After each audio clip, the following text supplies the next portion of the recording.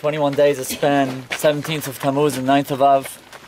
We build ourselves up psychologically for the morning that's going to take place on the 9th of Av, because we're so far detached from what occurred.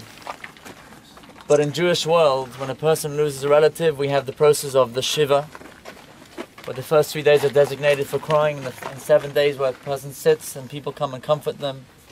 And then we have the Shloshim, we have the 30 days, and we have the year where the Yortzeit is commemorated. What we're going to ask Leslie to do now is to sit Shiva for his family. At the place where he lost his family, a symbolic Shiva. And just like in every Shiva where we give a hesped, we give a eulogy, we're going to give a mini eulogy here.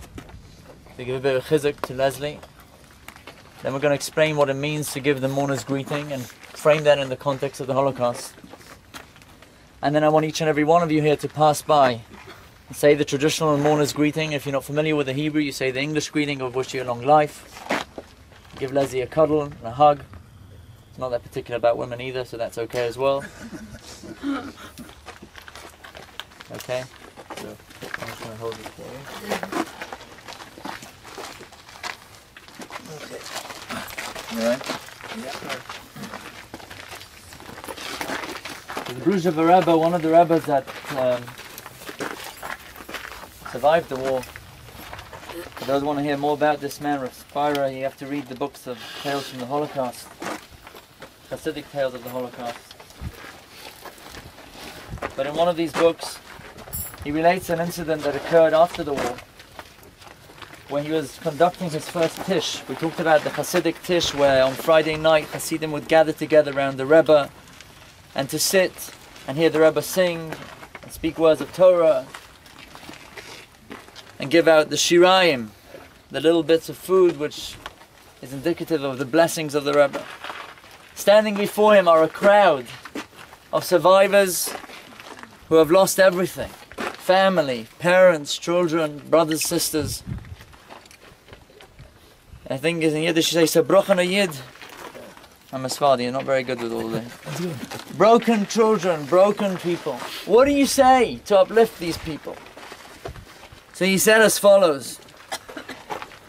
Every day, throughout the year, we Jews sing the song of Moses, the song of Moshe Rabbeinu. When we cross the Sea of Reeds, and we sing the song, Az Yashir Moshe. Moshe then sang the song in praise of God for what he did and the miracle of the splitting of the sea. Bushra Rebbe said, I don't understand. For those that speak basic Hebrew, the language is incorrect, because Az Yashir Moshe means that then Moshe will sing in the future. Uvenei Yisrael, the Jewish people will sing in the future. Grammatically, it should have says Az Shar Moshe.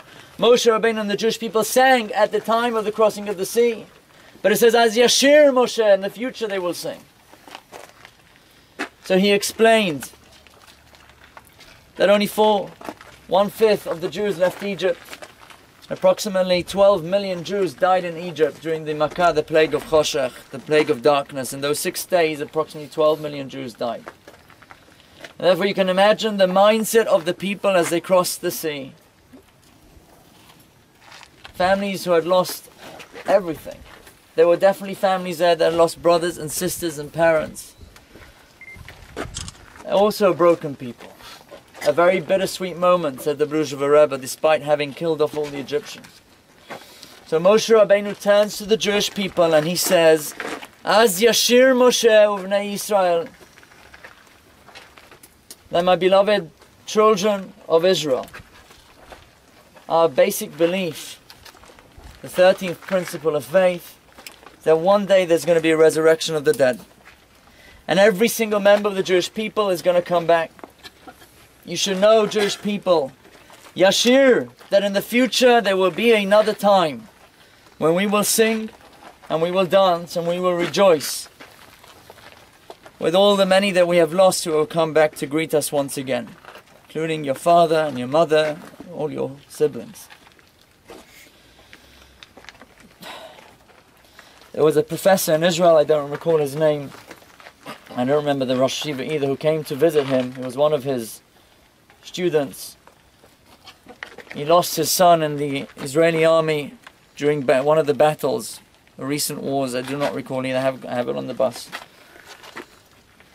And the man turned to the Rebbe, his Rosh Shiva, and he said, nothing you can say will be able to comfort me. The Rosh Shiva went and he sat down next to his student, this professor, and he sat Shiva next to him. He said, what are you doing? He says, I want you to know something. He says, my son was a partisan in the war. He was caught by the Nazis. He was killed. I don't know where he was buried. I don't know if he had a burial. He might be rotting somewhere near a tree. Your son gave up his life defending the state of Israel. And that should be a comfort to you. And the professor turned to the rabbi and says, you've comforted me. And as I once heard from a survivor, the traditional mourner's greeting is Hamakom yenachem etchem betoch sharavlei Yisrael Yerushalayim. That you should be comforted, God should comfort you amongst the mourners of Zion and Jerusalem. The word makom, which means a place, is a reference to God. Saying the Haggadah, Baruch HaMakom Baruch Hu. Blessed is the place, blessed is God, blessed is He. Survivor said that's not what it means. Hamakom yenachem etchem, the place, if a person has a place to go to, the place itself will cause comfort to the mourners and the families, because they have a place where they know their families are. Unfortunately for Leslie and so many others, the ashes of his family are scattered around this camp. Nobody knows where they are. So symbolically, this is a very poignant and special and precious moment. We wish a long life to Leslie. We say the traditional greetings of Hamakom yenachem etchem betoch sharav lesion Yerushalayim, that you should be able to continue the holy work that you are doing with your wonderful wife Miriam by your side. Hashem should give you the energy and the strength to do this for many more years. Should continue to be an inspiration and a light to so many people that are blessed to meet you. One of the true leaders of our generation, Mr. Loza Kleiman, a real tzaddik. Hashem should give you the strength. You should only have simchas in the future. You should have nachas from your new grandchildren, my family, and Tzvi's grandchildren, Tzvi's children as well. Right? And only simchas in the future. Amen.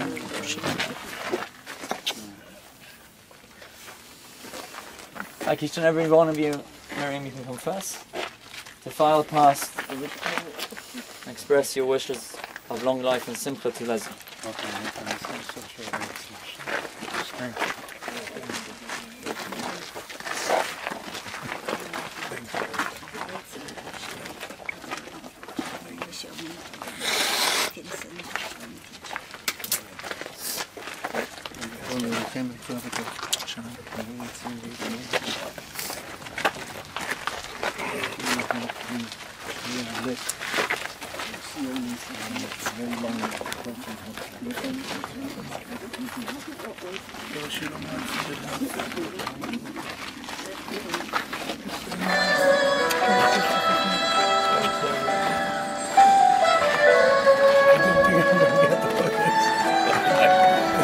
Something, eh? Simple, good health.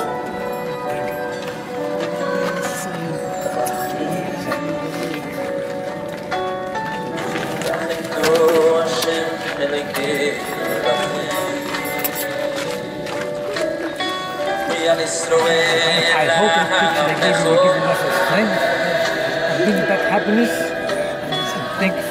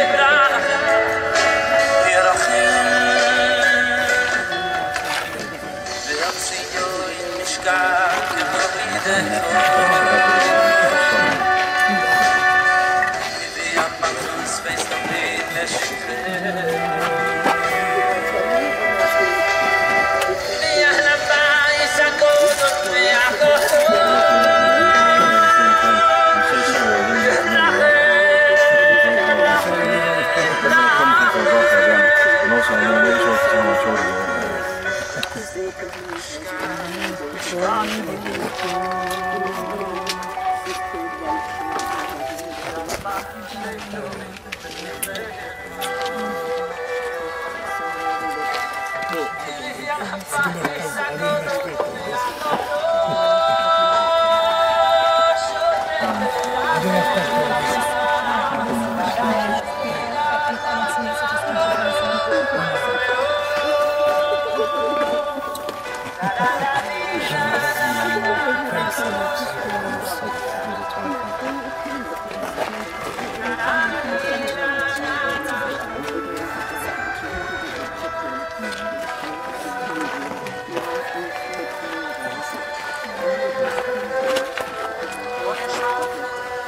Share as grandparents, we're going to share simple.